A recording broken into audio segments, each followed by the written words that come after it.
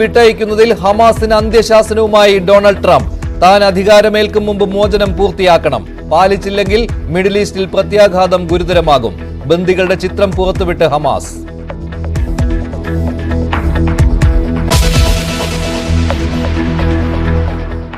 ആലപ്പുഴ കളർകോട് വാഹനാപകടത്തിൽ മരിച്ച 5 MBBS വിദ്യാർത്ഥികൾക്ക് യാത്രാമൊഴി നൽകുകയാണ് TD മെഡിക്കൽ കോളേജ്. ചേതനയേറ്റ ശരീരം വണ്ടാനം മെഡിക്കൽ കോളേജിൽ പൊതുദർശനത്തിന് വെച്ചിരിക്കുകയാണ്. സഹപാഠികളും അധ്യാപകരും ബന്ധുക്കളും വിതുമ്പുകയാണ്. പലർക്കും വിയോഗം ഉൾക്കൊള്ളാൻ കഴിഞ്ഞിട്ടില്ല.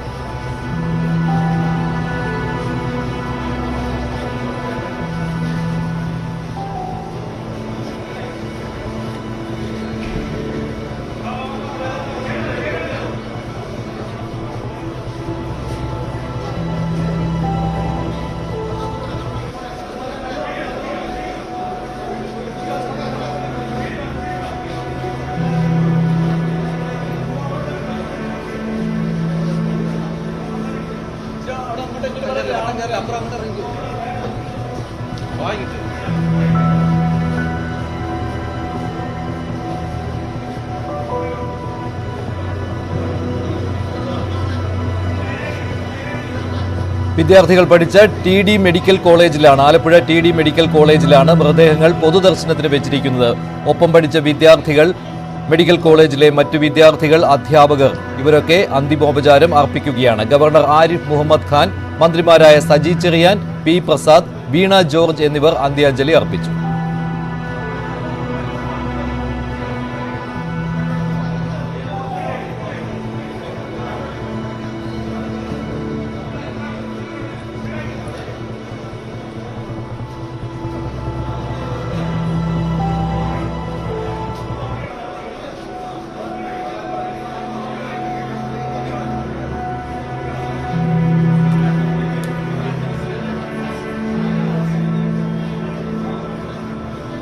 പൊതുദർശനത്തിന് ശേഷം മൃതദേഹങ്ങൾ ബന്ധുക്കൾക്ക് വിട്ടു നൽകും. ശരണ്യ സ്നേഹജനുണ്ട് ആലപ്പുഴ മെഡിക്കൽ കോളേജിൽ.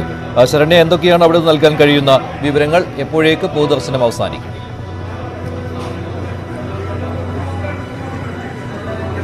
മഞ്ജുഷ 12 മണിക്കാണ് പൊതുദർശനം ആരംഭിക്കുമെന്ന് പറഞ്ഞിരുന്നെങ്കിൽ പോലും പോസ്റ്റ്മോർട്ടം നടപടികൾ നേരത്തെ തന്നെ പൂർത്തീകരിച്ചിട്ടുണ്ട്.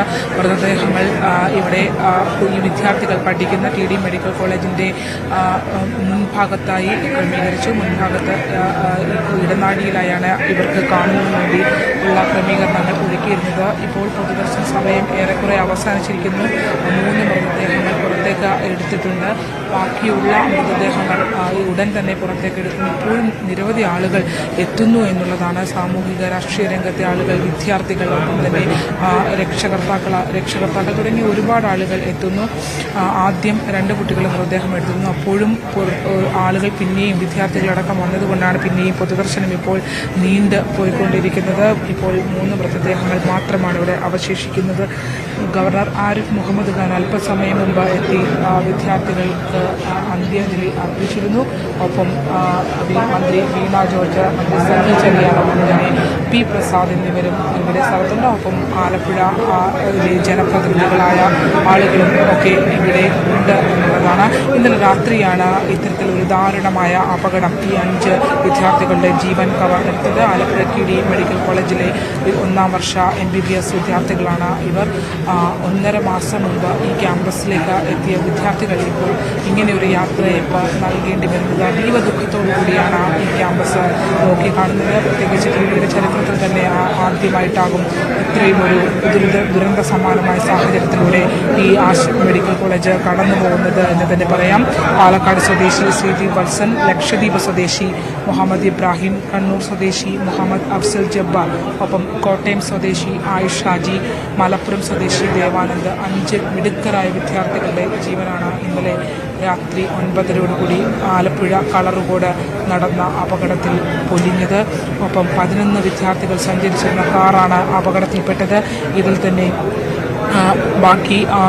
ബാക്കിയുള്ള ആളുകൾ ചേർത്തല സ്വദേശി കൃഷ്ണദേവും, കൊല്ലം ചവറ സ്വദേശി ഹസിൻ മുഹമ്മദ്, കൊല്ലം പോരുവഴി സ്വദേശി ആനന്ദ്, ഒപ്പം എറണാകുളം കണ്ണൻകുളങ്ങര സ്വദേശി ഗൗരി ശങ്കർ എന്നിവരും ചികിത്സയിലുണ്ട്. ഗൗരിയാണ് വാഹനം ഓടിച്ചിരുന്നത്. ഇടിയുടെ ആഘാതത്തിൽ ഗൗരി ഫ്രണ്ട് സീറ്റിൽ നിന്ന് തെറിച്ച് പുറത്തേക്ക് വീഴുകയായിരുന്നു. ഇടത് വശം ചേർന്ന് വന്ന വാഹനമാണ് അവിടെ വെച്ച് സ്കിഡ് ചെയ്ത് മഴയുടെ ഇടയിൽ നല്ല മഴയാണ് ആ സമയത്ത് ഉണ്ടായിരുന്നത്. തുടർന്ന് കുട്ടികൾ CCTV ദൃശ്യങ്ങൾ കാണുമ്പോൾ ഈ വാഹനം ബ്രേക്ക് ചെയ്യാൻ ശ്രമിക്കുന്നുണ്ട്. ലെഫ്റ്റ് സൈഡിലേക്ക് വാഹനം ഒന്ന് ചെരിയുന്നു. പിന്നീട് സ്കിഡ് ചെയ്ത് എതിർവശത്ത് വന്ന KSRTC ബസ്സിലേക്ക് വലിയ ആഘാതത്തോടുകൂടി ഇടിക്കുകയായിരുന്നു. KSRTC ബസ് ഈ വാഹനം പാളി വരുന്നത് കണ്ട് ഒതുക്കി നിർത്താൻ പരമാവധി ശ്രമിച്ചു. അതുകൊണ്ട് തന്നെയാണ് ഇപ്പോൾ നമ്മൾ 11 പേർ സഞ്ചരിച്ച പെട്ട അപകടത്തിൽ 5 പേർ മാത്രം ഇപ്പോൾ 5 പേർ അതീവ ദുഃഖമുണ്ട്. ഇപ്പോൾ അപകടകരമായ സാഹചര്യത്തിൽ ഇവരെ വിട്ടുപോകുന്ന ബാക്കിയുള്ള കുട്ടികൾ ചികിത്സയിലാണ്. ഇതിലൊരു വിദ്യാർത്ഥി മാത്രം അത്ഭുതകരമായി രക്ഷപ്പെട്ടു. ഷെയ്ൻ എന്ന വിദ്യാർത്ഥി. ഇവർക്ക് ഇന്നലെ അനാട്ടമി പരീക്ഷയായിരുന്നു. പരീക്ഷയ്ക്ക് ശേഷം വിദ്യാർത്ഥികൾ ചലച്ചിത്രം കാണുന്നതിന് വേണ്ടി ആലപ്പുഴയിലേക്ക് വണ്ടാനത്ത് നിന്ന് പുറപ്പെട്ടതാണ്. വാടകയ്ക്കെടുത്ത വാഹനമായിരുന്നു എന്നുള്ളതാണ് മനസ്സിലാക്കുന്നത്. 14 വർഷം പഴക്കമുള്ള ഒരു വാഹനമായിരുന്നു. അതൊക്കെ സംബന്ധിച്ച് വിശദമായ അന്വേഷണം നടക്കുമെന്ന് ജില്ലാ കളക്ടർ അലക്സ് വർഗീസ് അറിയിച്ചിട്ടുണ്ട്. റെന്റേക്കാർ എങ്ങനെ റെന്റേക്കാറിനെ സംബന്ധിച്ചും അതിൻ്റെ കാലപ്പഴക്കം സംബന്ധിച്ചും ഒക്കെ, കാരണം ഈ വാഹനത്തിന് കുഴപ്പമുണ്ടായിരുന്നു എന്നുള്ള ആക്ഷേപങ്ങളുമൊക്കെ നിലനിൽക്കുന്നുണ്ട്. അതുകൊണ്ട് തന്നെ അത്തരം കാര്യങ്ങൾ സമഗ്രമായ അന്വേഷണം ഉണ്ടാകുമെന്നുള്ളത് ജില്ലാ കളക്ടർ അറിയിച്ചിട്ടുണ്ട്. ഒപ്പം മറ്റൊന്ന്, ആശുപത്രിയിൽ ചികിത്സയിലുള്ള വിദ്യാർത്ഥികളുടെ തുടർ ചികിത്സകൾ സംബന്ധിച്ചിട്ടുള്ള കാര്യങ്ങളാണ്. ഇപ്പോൾ നമ്മൾ medical college superintendent doctor Abdul സലാമുമായി സംസാരിച്ചിട്ടുള്ള അദ്ദേഹം പറഞ്ഞത് മെഡിക്കൽ ബോർഡ് ഉടൻ ചേരും എന്നുള്ളതാണ്. ഇനി ഏതെങ്കിലും വിദ്യാർത്ഥിയെ ഇവിടുന്ന് ഷിഫ്റ്റ് ചെയ്യേണ്ടതായി ഉണ്ടെങ്കിൽ അതടക്കമുള്ള കാര്യങ്ങൾ അവർ പരിഗണിക്കും എന്നുള്ള കാര്യം വ്യക്തമാക്കുകയും ചെയ്യുന്നുണ്ട്. കാരണം കൂടുതൽ സൗകര്യങ്ങൾ അല്ലെങ്കിൽ കൂടുതൽ കാരണം രണ്ടുപേർക്ക് വളരെ ഗുരുതരമായ പരിക്കാണ് ഏറ്റിരുന്നത്. ആലപ്പുഴ എടത്വ സ്വദേശി ആൽവിൻ ജോർജും ഒപ്പം തന്നെ പോരുവഴി സ്വദേശി ആനന്ദും. അവർക്ക് 2 പേർക്കും ഗുരുതരമായ പരിക്കാണ് ഏറ്റിരുന്നത്. അതുകൊണ്ട് തന്നെ ഇവർക്ക് മറ്റെന്തെങ്കിലും സപ്പോർട്ടുകൾ ആവശ്യമുള്ള ആശുപത്രിയിലേക്ക് മാറ്റണമെങ്കിൽ അത് മാറ്റുന്നത് അടക്കമുള്ള കാര്യങ്ങൾ പരിഗണിച്ചുകൊണ്ട് മെഡിക്കൽ ബോർഡ് അല്പസമയത്തിനകം കൂടുമെന്നുള്ളതാണ്. എല്ലാ വിഭാഗം മേധാവിമാരും യോഗത്തിൽ പങ്കെടുക്കുന്നതിനായി നിർദ്ദേശം മെഡിക്കൽ കോളേജ് സൂപ്രണ്ട് നൽകിയിട്ടുണ്ട്. ആലപ്പുഴ TD മെഡിക്കൽ കോളേജിൻ്റെ പ്രിൻസിപ്പൽ ഡോക്ടർ മറിയത്തിൻ്റെ നേതൃത്വത്തിലാണ് ഈ അധ്യക്ഷതയിലാണ് യോഗം ചേരുക. ആരോഗ്യമന്ത്രി ഉൾപ്പെടെ യോഗത്തിൽ പങ്കെടുക്കും എന്നുള്ള വിവരമാണ് നമുക്ക് ലഭിക്കുന്നത്.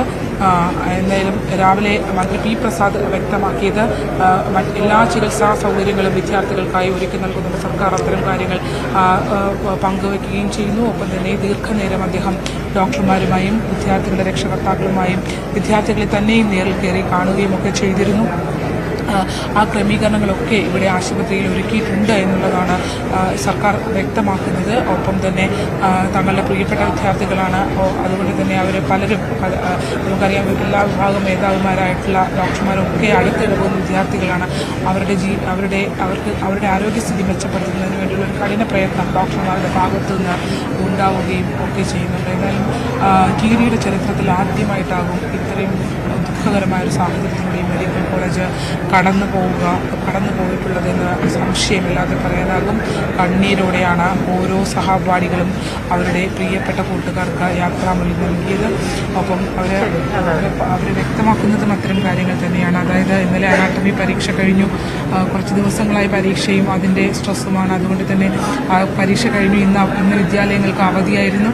അപ്പോൾ സിനിമ കാണുന്നതിന് വേണ്ടി അവർ നേരത്തെ തന്നെ പ്ലാൻ ചെയ്തിരുന്നു. അങ്ങനെ പുറപ്പെട്ട വിദ്യാർത്ഥികളാണ്. അതിൽ 2 പേർ ഇരുചക്ര വാഹനത്തിൽ പിന്തുടരുന്നുണ്ടായിരുന്നു. ഈ അപകടം നടന്ന സ്ഥലത്തേക്ക് എത്തിയ വിദ്യാർത്ഥികൾ പറഞ്ഞത്, ഇരുചക്ര വാഹനത്തിലുണ്ടായിരുന്ന വിദ്യാർത്ഥികളുമായി നമ്മൾ സംസാരിച്ചു. അവർ നമ്മളോട് പറഞ്ഞത് അപകടം നടന്ന സ്ഥലത്ത് വെച്ച് ഈ സഹപാഠികളായ ആളുകളെ തിരിച്ചറിയാൻ പോലും അവർക്ക് കഴിഞ്ഞിരുന്നില്ല എന്നുള്ളതാണ്. അത്ര വലിയ ആഘാതമുണ്ടാക്കിയ ഒരു അപകടമായിരുന്നു അത് എന്നുള്ളതാണ്. ആ വാഹനം പൂർണ്ണമായും തകർന്നിട്ടുണ്ട്. റൈറ്റ് സൈഡിലെ അവരുടെ ഡോറ് അതായത് ഡ്രൈവിംഗ് സീറ്റിലെ ഡോറ് ഡ്രൈവിംഗ് ഏരിയ അല്ല ഇടിച്ചത് ഇടത് ഭാഗം ചേർന്നുള്ള ഇടത് ഭാഗം വാഹനം വട്ടം വന്ന് ബസ്സിലേക്ക് ഇടിച്ചു കയറുകയായിരുന്നു. ഇടത് ഭാഗം ആണ് പൂർണ്ണമായി തകർന്നിട്ടുള്ളത്. അവിടെയുള്ള വിദ്യാർത്ഥികളാണ് ഈ മരണപ്പെടുകയും ചെയ്തിട്ടുള്ളത്. ഈ അപകടത്തിൽ നിന്ന് രക്ഷപ്പെട്ട ഷെയ്ന് മറ്റ് പരിക്കുകളൊന്നുമില്ല. ഏറ്റവും പിൻ സീറ്റിലിരുന്ന ആളാണ്. പക്ഷേ ഷെയ്ൻ വളരെയധികം ട്രോമയിലൂടെയാണ് കടന്നു പോകുന്നതെന്നാണ് അവൻ്റെ കൂട്ടുകാർക്ക് നമ്മളോട് വ്യക്തമാക്കിയത്. സംസാരിക്കാൻ പോലും കഴിയാത്തത്ര ആഘാതത്തിലേക്ക് എത്തിയിരിക്കുന്നു എന്നുള്ളതാണ്. ഒപ്പം രക്ഷകർത്താക്കൾ വിവരം പറഞ്ഞ വ്യക്തി രക്ഷകർത്താക്കളിൽ മാതാപിതാക്കൾ ചിലർ ആശുപത്രിയിൽ ട്രോമ കെയർ വിഭാഗത്തിലുണ്ട് എന്നുള്ള വിവരവുമൊക്കെ നമുക്ക് ലഭ്യമായി കൊണ്ടിരിക്കുന്നുണ്ട്. എന്തായാലും അതീവ ദുഃഖകരമായ സാഹചര്യമാണ് മഞ്ജുഷയുടെ. ശരി, ശരണ്യ സ്നേഹനാണ് വിവരങ്ങൾ നൽകിയത്. ആലപ്പുഴ TD മെഡിക്കൽ കോളേജിലെ 5 MBBS വിദ്യാർത്ഥികളാണ് മരിച്ചത്. അവരുടെ പൊതുദർശനം പൂർത്തിയായിരിക്കുകയാണ്. മൃതദേഹങ്ങൾ ബന്ധുക്കൾക്ക് വിട്ടു നൽകുകയാണ് ഇപ്പോൾ.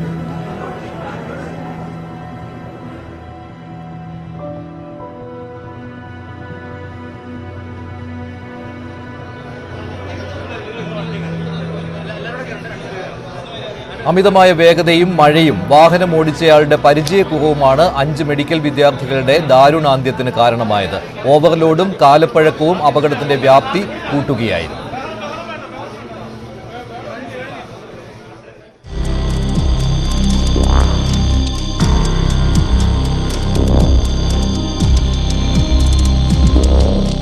ദേശീയപാതയിൽ ആലപ്പുഴ കളർക്കോട് തിങ്കളാഴ്ച രാത്രി 9:30യോടെയായിരുന്നു നാടിനെ ദുഃഖത്തിലാഴ്ത്തിയ അപകടം. മറ്റൊരു വാഹനത്തെ മറികടന്നെത്തിയ ടവേര കാർ ഗുരുവായൂരിൽ നിന്ന് കായംകുളത്തേക്കുള്ള KSRTC ബസ്സിൽ ഇടിച്ചു കയറുകയായിരുന്നു. അപകടം നടക്കുമ്പോൾ ശക്തമായ മഴ പെയ്യുന്നുണ്ടായിരുന്നു. ഇത് വാഹനം തെന്നിമാറാനുള്ള പ്രധാന കാരണമായി.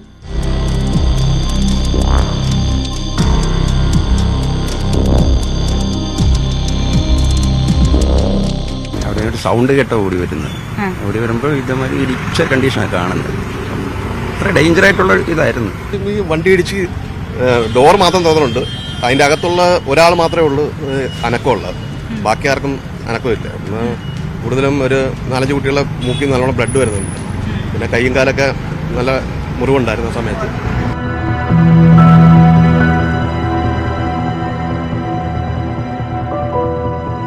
വാഹനത്തിൽ 11 പേരാണ് ഉണ്ടായിരുന്നത്. ഇത് സീറ്റിംഗ് കപ്പാസിറ്റിക്കും കൂടുതലാണ്. ഒരുപക്ഷെ മടിയിൽ ഇരുന്നാകാം വിദ്യാർത്ഥികളിൽ ചിലർ യാത്ര ചെയ്തത്. എയർ ബാഗ് സംവിധാനം വാഹനത്തിൽ ഇല്ലായിരുന്നു. ആന്റി ബ്രേക്കിംഗ് സംവിധാനം ഉണ്ടായിരുന്നെങ്കിൽ അപകടത്തിന്റെ വ്യാപ്തി കുറയുമായിരുന്നുവെന്നും അധികൃതർ പറയുന്നു. വാഹനമോടിച്ച വിദ്യാർത്ഥിയുടെ പരിചയക്കുറവും വിനയായി. RTOയുടെ വിശദാംശം തേടിയ ജില്ലാ കളക്ടർ വിശദമായ അന്വേഷണത്തിന് ഉത്തരവിട്ടു. ഡീറ്റെയിൽ എൻക്വയറി നടത്താം. 14 വർഷം പഴക്കമുള്ള വണ്ടിയെന്ന് ഞാൻ മനസ്സിലാക്കിയത്.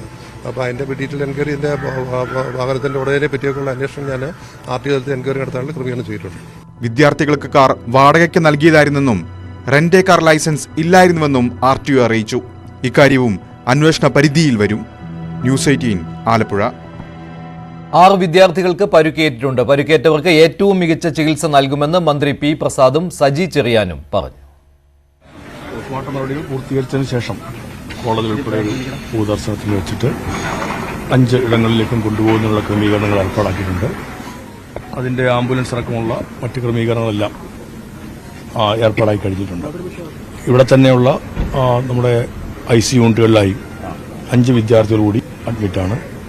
അവർക്കെല്ലാം അവരെല്ലാം ഇവിടെ എത്തിച്ച സമയം മുതൽ തന്നെ മെഡിക്കൽ കോളേജിലെ ഉന്നതരായ ഡോക്ടർമാർ, ഓരോ വിഭാഗത്തിൻ്റെയും പ്രമുഖരായ ഡോക്ടർമാർ തന്നെ നേതൃത്വം കൊടുത്തുകൊണ്ട് അവർക്കെല്ലാം മെച്ചപ്പെട്ട ചികിത്സയും, ചിലർക്കെല്ലാം സർജറി ആവശ്യമായി ഉണ്ടായിരുന്നു.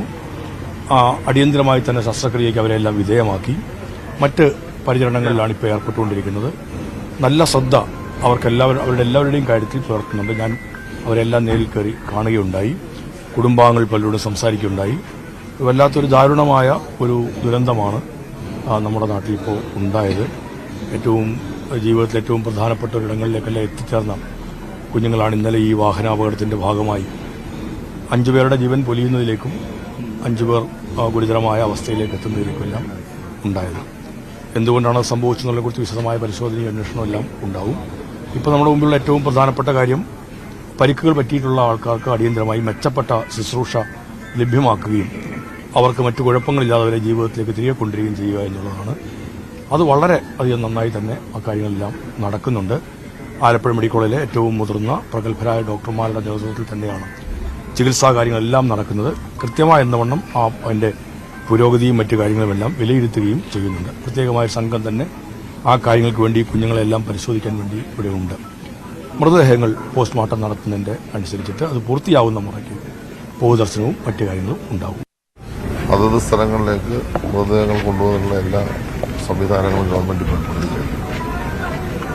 ബഹുമാനപ്പെട്ട കളക്ടറോട് നേരത്തെ തന്നെ മുഖ്യമന്ത്രി, ആരോഗ്യമന്ത്രി, ഞാനും പ്രസാദ് സംസാരിച്ചു. എല്ലാ സംവിധാനങ്ങളും ശരിക്കും ആരോഗ്യസ്ഥിതി MBBSന് ഈ വർഷം പ്രവേശനം കിട്ടിയ വിദ്യാർത്ഥികളായിരുന്നു എല്ലാവരും. ക്ലാസ് തുടങ്ങിയിട്ട് 1.5 മാസമേ ആയിട്ടുള്ളൂ. കേരളത്തിന്റെ വിവിധ ഭാഗങ്ങളിൽ നിന്ന് ഒരേ സ്വപ്നത്തിന്റെ ചിറകിലേറി ആലപ്പുഴ വണ്ടാനം മെഡിക്കൽ കോളേജിലെത്തിയ കുട്ടികൾ. അവർ തമ്മിൽ അടുത്തറിഞ്ഞു വരുന്നതേ ഉണ്ടായിരുന്നുള്ളൂ. സൗഹൃദത്തിന്റെ ഒരു വലിയ വസന്തകാലത്തിലേക്ക് കടക്കാൻ തുടങ്ങിയപ്പോഴേക്കും 5 പേരെ നഷ്ടമായതിന്റെ വേദനയിലാണ് സഹപാഠികളും.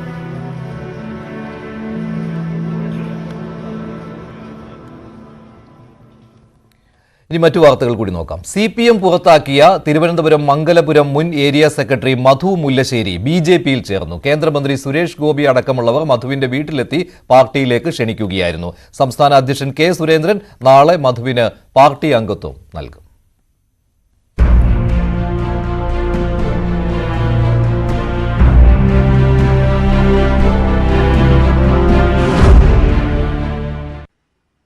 CPMന്റെ ഏരിയ സമ്മേളന വേദിയിൽ നിന്ന് ഇറങ്ങി വന്ന് 48 മണിക്കൂർ പിന്നിടും മുമ്പ് മധു മുല്ലശ്ശേരി BJPയിൽ. കോൺഗ്രസുമായും ചർച്ച നടത്തിയെങ്കിലും BJPയിലേക്ക് പോകാൻ മധു തീരുമാനിക്കുകയായിരുന്നു. മധുവിനെ സംഘടനാവിരുദ്ധ പ്രവർത്തനത്തിന് പുറത്താക്കിയെന്ന CPMന്റെ വാർത്താക്കുറിപ്പ് രാവിലെ പുറത്തു വന്നിരുന്നു. ഈ പാർട്ടിയെ തന്നെ പൊതുസമൂഹത്തിൽ വ്യക്തിഹത്യ ചെയ്യുന്നതിനും പൊതുസമൂഹത്തിൽ അപകീർത്തിപ്പെടുത്തുന്നതിനും വേണ്ടിയിട്ടുള്ള ഒരു വലിയ പരിശ്രമമാണ് മധു ചെയ്തത്.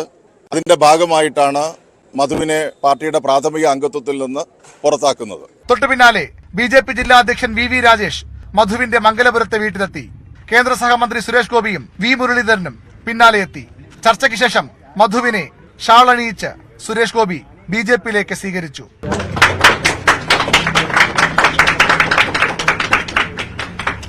ആലോചിച്ചെടുത്ത തീരുമാനമെന്നും CPMലായിരിക്കുമ്പോഴും നരേന്ദ്രമോദിയുടെ ബഹുമാനമേ ഉണ്ടായിരുന്നുള്ളൂവെന്നും മധു മുല്ലശ്ശേരി. വ്യക്തമായ ആലോചിച്ചതിന് ശേഷമാണ് ഞാൻ BJPയിലേക്ക് മെമ്പർഷിപ്പ് എടുക്കാനായിട്ട് തീരുമാനിച്ചിട്ടുള്ളത്. BJP സർക്കാർ തുടർന്നു വരുന്ന നല്ല പ്രവർത്തനങ്ങളിൽ ആകർഷകമായിട്ടാണ് ഞാൻ BJPയിലേക്ക് കടന്നു വരാനായിട്ട് തീരുമാനിച്ചത്. പ്രധാനമന്ത്രിയുടെ മോദിജിയുടെ പ്രവർത്തനങ്ങൾ ഞാനൊരു മറ്റ് പ്രസ്ഥാനത്തിൽ നിൽക്കുമ്പോഴും അദ്ദേഹത്തിന്റെ പ്രവർത്തനങ്ങൾ വലുതാണ്. ഈ പ്രദേശത്തെ നിരവധി പാർട്ടി പ്രവർത്തകർ, പാർട്ടി മെമ്പർമാർ, എന്റെ മകനായ പാർട്ടിയുടെ ലോക്കൽ കമ്മിറ്റി അംഗം മിഥുൻ എല്ലാം എന്നോടൊപ്പം ഉണ്ട്. CPMന്റെ ഏരിയ സെക്രട്ടറിയെ പാർട്ടിയിലേക്ക് എത്തിക്കാൻ കഴിഞ്ഞത് വലിയ നേട്ടമായി BJP കരുതുന്നു. പ്രത്യേകിച്ചും ആറ്റിങ്ങൽ ലോക്സഭാ മണ്ഡലം പരിധിയിൽ നാൾക്കുനാൾ ശക്തി വർദ്ധിപ്പിക്കുന്ന പാർട്ടിക്ക് മധു മുതൽക്കൂട്ടാകുമെന്നും BJP നേതൃത്വം പ്രതീക്ഷിക്കുന്നുണ്ട്. ന്യൂസ് 18 തിരുവനന്തപുരം. പാലക്കാട്ടെ ട്രോളി വിവാദത്തിൽ ആരോപണം മാറ്റാതെ CPM പറഞ്ഞ കാര്യങ്ങളിൽ പിശകില്ലെന്നും കള്ളപ്പണം കൊണ്ടുവന്നുവെന്ന ആരോപണത്തിൽ ഉറച്ചു നിൽക്കുന്നതായും CPM പാലക്കാട് ജില്ലാ സെക്രട്ടറി EN സുരേഷ് ബാബു പറഞ്ഞു. കള്ളപ്പണം വന്നിട്ടുണ്ട്, അതിന് സാധ്യത വളരെ. ഞാൻ ആദ്യം പറഞ്ഞത് ഞങ്ങൾ സംശയിക്കുന്നു എന്നാണ്. സാധാരണഗതിയിൽ ഒരു തെരഞ്ഞെടുപ്പ് രംഗത്ത് മുന്നണി സംവിധാനമാണ് ഉള്ളത്. ആ മുന്നണി സംവിധാനത്തിൽ DCCയുടെ പ്രസിഡന്റ് തന്നെ ഇല്ല ആ യോഗത്തിൽ. EN സുരേഷ് ബാബുവിന് രൂക്ഷമായ ഭാഷയിൽ മറുപടി നൽകി രാഹുൽ മാങ്കൂട്ടത്തിൽ. പരാതിയിൽ പോലീസ് FIR ഇട്ടില്ലെങ്കിൽ ജില്ലാ സെക്രട്ടറിയുടെ വില സ്വയം പരിശോധിച്ചാൽ മതിയാകുമെന്നാണ് രാഹുൽ പറഞ്ഞത്.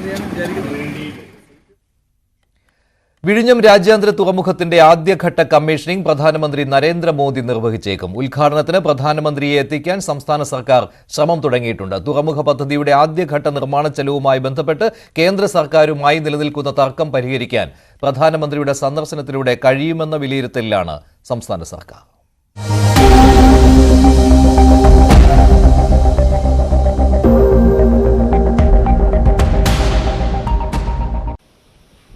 ട്രയൽ റൺ സമയത്ത് തന്നെ രാജ്യാന്തര ചരക്ക് കപ്പലുകളുടെ ഇടത്താവളമായി മാറിയ അപൂർവ നേട്ടവുമായാണ് വിഴിഞ്ഞം തുറമുഖം കമ്മീഷനിങ്ങിന് ഒരുങ്ങുന്നത്.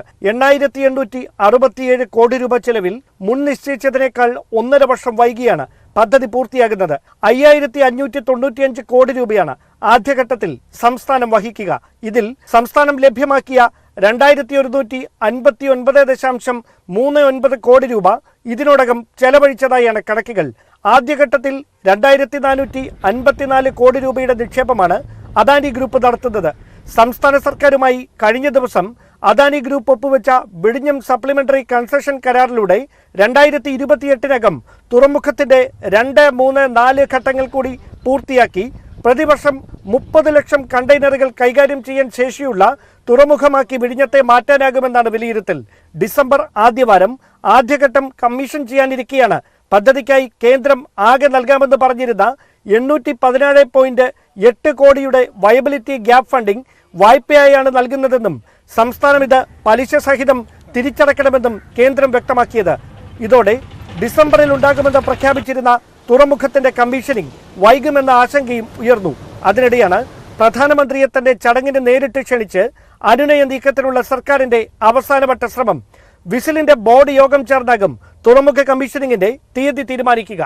മെഡിറ്ററേനിയൻ ഷിപ്പിംഗ് കമ്പനിയുടെ മദർഷിപ്പുകളടക്കം 67 രാജ്യാന്തര ചരക്ക് കപ്പലുകൾ കൈകാര്യം ചെയ്തതാകട്ടെ 1,37,000-ത്തിലധികം കണ്ടെയ്നറുകൾ.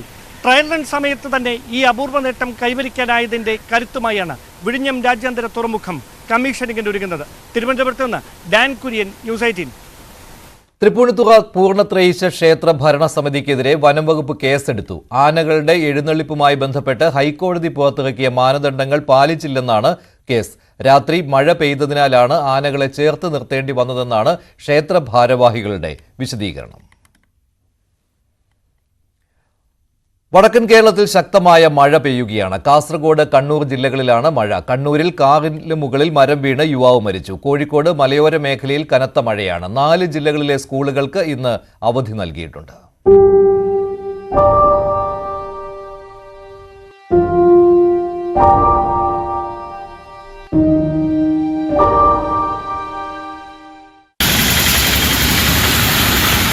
കാസർഗോഡ് ജില്ലയിലാണ് ഏറ്റവും ശക്തമായി മഴ തുടരുന്നത്. ഇന്നലെ ഉച്ചയോടെ തുടങ്ങിയ മഴയെ തുടർന്ന് മഞ്ചേശ്വരം, കുമ്പള, ഉപ്പള ദേശീയപാതയിൽ വെള്ളക്കെട്ട് രൂപപ്പെട്ടു.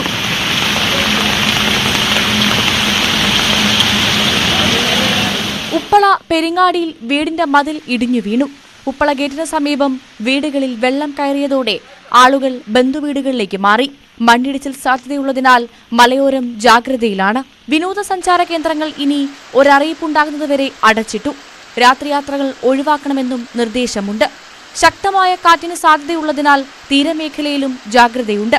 കർണാടകയിലെ ദക്ഷിണ കന്നഡ, ഉടുപ്പി ജില്ലകളിലും മഴ കനത്തു പെയ്യുകയാണ്. കണ്ണൂർ ഇരിട്ടി അങ്ങാടിക്കടവിലാണ് മരം കാറിന് മുകളിൽ വീണ് അങ്ങാടിക്കടവ് സ്വദേശി ഇമ്മാനുവൽ മരിച്ചത്.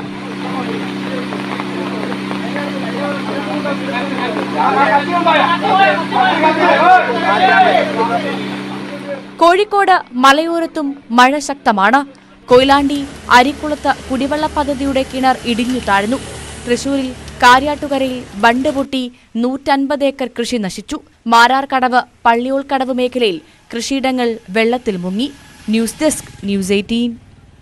ഫിഞ്ചാൽ ചുഴലിക്കാറ്റിന്റെ സ്വാധീനത്തിൽ തമിഴ്നാട്ടിൽ ഇപ്പോഴും മഴ പെയ്യുകയാണ്. 2.11 ലക്ഷം ഹെക്ടർ കൃഷി നശിച്ചിട്ടുണ്ട്. കേന്ദ്ര സർക്കാരിനോട് 2000 കോടി രൂപയുടെ അടിയന്തര സഹായമാണ് തമിഴ്നാട് ആവശ്യപ്പെട്ടിരിക്കുന്നത്. ആന്ധ്രയിൽ 6824 ഹെക്ടർ കൃഷിനാശമാണ് ഉണ്ടായത്. സാധ്യമായ എല്ലാ സഹായവും നൽകുമെന്ന ഉറപ്പ് പ്രധാനമന്ത്രി നൽകിയിട്ടുണ്ട്. 8 ദിവസത്തെ മഴ ദുരിതത്തിന് ശേഷം തമിഴ്നാട്ടിൽ ജനജീവിതം സാധാരണ നിലയിലേക്ക് വരികയാണ്. 14 ജില്ലകളിൽ കനത്ത നാശമാണ് ഫിഞ്ചാൽ വിതച്ചത്. 12 പേർ മരിച്ചു. 2400 വീടുകൾ തകർന്നു. നിരവധി റോഡുകളാണ് താറുമാറായത്. 2 ലക്ഷത്തിലധികം ഹെക്ടർ കൃഷി ഒലിച്ചുപോയി. പ്രധാനമന്ത്രി നരേന്ദ്രമോദി തമിഴ്നാട് മുഖ്യമന്ത്രി MK സ്റ്റാലിനുമായി ഫോണിൽ സംസാരിച്ചു. എല്ലാ സഹായവും നൽകുമെന്നാണ് കേന്ദ്രത്തിന്റെ ഉറപ്പ്. നീലഗിരി, കൃഷ്ണഗിരി, തിരുപ്പൂർ, ഈറോഡ്, തേനി, മധുര ജില്ലകളിൽ ഏറിയും കുറഞ്ഞും മഴയുണ്ട്. റെയിൽ ഗതാഗതം പൂർണ്ണതോതിൽ പുനഃസ്ഥാപിച്ചിട്ടില്ല. ചെന്നൈയിൽ മഴ മാറിയതോടെ ശുചീകരണ പ്രവർത്തനങ്ങൾ സജീവം. ആരോഗ്യവകുപ്പിന്റെ നേതൃത്വത്തിൽ വിവിധ സ്ഥലങ്ങളിൽ മെഡിക്കൽ ക്യാമ്പുകൾ നടത്തുന്നുണ്ട്. തിരുവണ്ണാമലൈ ഉരുൾപൊട്ടലിൽ മരിച്ചവരുടെ കുടുംബങ്ങൾക്ക് സർക്കാർ 5 ലക്ഷം രൂപ ധനസഹായം നൽകും. ഹൊഗനക്കലടക്കം വിനോദസഞ്ചാര കേന്ദ്രങ്ങളിൽ ഒഴുക്ക് ശക്തമാണ്. ആന്ധ്രയിലും റെക്കോർഡ് മഴയാണ് കഴിഞ്ഞ ദിവസങ്ങളിൽ ലഭിച്ചത്. News desk, news 18. ഇനി ശബരിമല വാർത്തകൾ. ശബരീശ ദർശനം നിങ്ങൾക്കായി സമർപ്പിക്കുന്നത് മിൽമ ഗീ. വ്രതശുദ്ധിയുടെയും നന്മയുടെയും നാളുകൾ പരിശുദ്ധമാക്കാം മിൽമയ്ക്കൊപ്പം. സന്നിധാനത്ത് തീർത്ഥാടകരുടെ തിരക്ക് നിയന്ത്രണ വിധേയമാണ്. ഉച്ചയ്ക്ക് 12 മണി വരെ 40,026 തീർത്ഥാടകരാണ് 18ാം പടി കയറി ദർശനത്തിനെത്തിയത്. മഴ മാറി തെളിഞ്ഞ അന്തരീക്ഷമാണ് സന്നിധാനത്ത്. മണിക്കൂറിൽ 3000-നും 4000-നും ഇടയ്ക്ക് തീർത്ഥാടകരാണ് സന്നിധാനത്ത് വരുന്നത്. പമ്പ മുതൽ സന്നിധാനം വരെ എവിടെയും ഇപ്പോൾ നിയന്ത്രണം ഇല്ല. സന്നിധാനത്തെ ഡോളി സമരം പിൻവലിച്ചു. ഡോളി സർവീസ് നടത്തുന്നവരുമായി ശബരിമല ADM നടത്തിയ ചർച്ചയിലാണ് സമരം പിൻവലിക്കാൻ ധാരണയായത്. പമ്പയിൽ നിന്ന് സന്നിധാനത്തേക്കും തിരിച്ചുമുള്ള ഡോളി സർവീസ് പ്രീപെയ്ഡാക്കി നിശ്ചയിക്കാൻ ഹൈക്കോടതി നിർദ്ദേശം നൽകിയിരുന്നു. തിരുവിതാംകൂർ ദേവസ്വം ബോർഡ് ഇതുമായി ബന്ധപ്പെട്ട പ്രവർത്തനങ്ങൾ തുടങ്ങുകയും ചെയ്തു. ഒരു വശത്തേക്ക് 3250 രൂപയാണ് ഡോളി സർവീസിന് നിശ്ചയിച്ചിരുന്നത്. എന്നാൽ ഏകപക്ഷീയമായിട്ടാണ് ദേവസ്വം ബോർഡ് തീരുമാനം എടുത്തത് എന്നാരോപിച്ചായിരുന്നു ഡോളി സർവീസുകാർ സമരം പ്രഖ്യാപിച്ചത്. സന്നിധാനത്തെത്തിയവർ തിരിച്ചുപോകാൻ ഡോളി സർവീസില്ലാതെ പ്രതിസന്ധിയിലായി. കടുത്ത ആരോഗ്യ പ്രശ്നമുള്ളവരാണ് ഡോളി സമരത്തെ തുടർന്ന് വലഞ്ഞത്. അമ്മയ്ക്ക് തലറങ്ങിയിട്ട് നമ്മൾ ഗണപതി അമ്പലത്തിനടുത്ത് കുറച്ച് മുകളിലേക്ക് കയറിയുള്ളൂ. നമ്മൾ അവരായിട്ട് സംസാരിച്ചപ്പോൾ അവർ 4 ടീം ഉണ്ടായിരുന്നു. അവർ 4 പേരും നമ്മളോട് പറഞ്ഞത് 1 സൈഡ് 5000 രൂപ തന്നാലാണ് ഞങ്ങൾ എടുക്കുള്ളൂ എന്ന് പറഞ്ഞു. എന്തായാലും കയറി പോന്നു. അപ്പൊ ഇനി ഞങ്ങൾക്ക് ഇറങ്ങിപ്പോന്നു. ഞങ്ങൾക്ക് ഇനി തിരിച്ച് കയറണ്ടേ? അമ്മമാരെ വഴിയിലിട്ടിട്ട് ഞങ്ങൾക്ക് പോരാൻ പറ്റുമോ? ഇതിന് സംവിധാനം ചെയ്യേണ്ടത് ആരാ? ഇങ്ങനെ മിന്നൽ പണിമുടക്ക് വയ്ക്കുമ്പോ അതിനൊരു സംവിധാനം ചെയ്യേണ്ടത് ദേവസ്വമാണ്. ഇന്നലെ 2-3 ദിവസം തല കറങ്ങി ഒക്കെ ചെയ്തു. പിന്നെ നമ്മളെന്താ, നമുക്ക് എല്ലാവർക്കും കൂടി 5000 രൂപ കൊടുക്കാൻ പറ്റുമോ? കാലിന് മുട്ടും ശ്വാസം കിട്ടൂല. അങ്ങോട്ട് കയറ്റം കയറി കഴിയുമ്പോൾ ഒട്ടും കിട്ടണില്ല ശ്വാസം. വൈകാതെ ശബരിമല ADM അരുൺ എസ് നായരുമായി നടത്തിയ ചർച്ചയിൽ സമരം പിൻവലിക്കാനും ധാരണയായി. ഡോളി സർവീസ് നടത്തുന്നവർക്ക് പറയാനുള്ളതെല്ലാം കേട്ട ശേഷമേ അന്തിമ തീരുമാനമെടുക്കൂ എന്നും ADM ഉറപ്പുകൊടുത്തു. ഇതേ തുടർന്നാണ് സമരം പിൻവലിക്കാൻ ധാരണയായത്.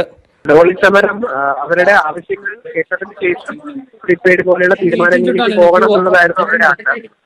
അപ്പോ അതായിരുന്നു അവരുടെ ഡിമാൻഡ്. അപ്പൊ ആ ഒരു ഡിമാൻഡ് നമ്മളിപ്പോ ഇന്നത്തെ ചർച്ചയിൽ നമ്മൾ സ്വീകരിച്ചിട്ടുണ്ട്. അവരുടെ ആവശ്യങ്ങൾ എന്തൊക്കെയാണ്, അവരുടെ ആവശ്യങ്ങൾ നമ്മൾ എഴുതി തരാൻ പറഞ്ഞിട്ടുണ്ട്. അപ്പൊ ആ ആവശ്യങ്ങൾ ദേവസ്വം ബോർഡിന് മുന്നിൽ സമർപ്പിക്കും. അതിന് അവരുടെ വാദം അല്ലെങ്കിൽ അവരുടെ ഭാഗം കേൾക്കണമെന്നുണ്ടെങ്കിൽ അതിനൊരു അവസരം കൂടി ഉണ്ടാക്കിക്കൊടുക്കും. 4 കേന്ദ്രങ്ങളിൽ പ്രീപെയ്ഡ് കൗണ്ടർ തുടങ്ങി നിശ്ചിത സംഖ്യ ദേവസ്വത്തിന് നൽകിയാണ് ഡോളി സർവീസ് പ്രീപെയ്ഡ് മാതൃകയിലാക്കാൻ ആലോചന നടക്കുന്നത്. ചില ഡോളി സർവീസുകാർ തീർത്ഥാടകരിൽ നിന്നും അമിത നിരക്ക് ഈടാക്കുന്നുവെന്ന പരാതി വ്യാപകമായി ഉയർന്നതിനെ തുടർന്നാണ് ഹൈക്കോടതി സംവിധാനം ദേവസ്വത്തിന് കീഴിലാക്കാൻ നിർദ്ദേശം നൽകിയത്. ന്യൂസ് 18 സന്നിധാനം. ശബരീശ ദർശനം നിങ്ങൾക്കായി സമർപ്പിച്ചത് മിൽമ ഗീ. വ്രതശുദ്ധിയുടെയും നന്മയുടെയും നാളുകൾ പരിശുദ്ധമാക്കാം മിൽമയ്ക്കൊപ്പം. അഗർത്തലയിലെ ബംഗ്ലാദേശ് കോൺസുലേറ്റിലേക്ക് പ്രതിഷേധക്കാർ കയറിയതിനാൽ ഡൽഹിയിലെ ബംഗ്ലാദേശ് ഹൈക്കമ്മീഷന് ചുറ്റും സുരക്ഷ ശക്തമാക്കിയിരിക്കുകയാണ്. ബംഗ്ലാദേശിലെ ആൾക്കൂട്ട കൊലപാതകങ്ങളുടെ സൂത്രധാരൻ ഇടക്കാല സർക്കാരിന്റെ തലവൻ മുഹമ്മദ് യൂനുസ് ആണെന്ന് ബംഗ്ലാദേശ് മുൻ പ്രധാനമന്ത്രി ഷെയ്ഖ് ഹസീന ആരോപിച്ചു. ഇനി സ്വർണം വെള്ളി നിരക്കുകൾ കൂടി നോക്കാം. കവിത ഗോൾഡ് ആൻഡ് ഡയമണ്ട്സ് ഇന്നത്തെ സ്വർണം വെള്ളി നിരക്കുകൾ നിങ്ങൾക്കായി സമർപ്പിക്കുന്നത്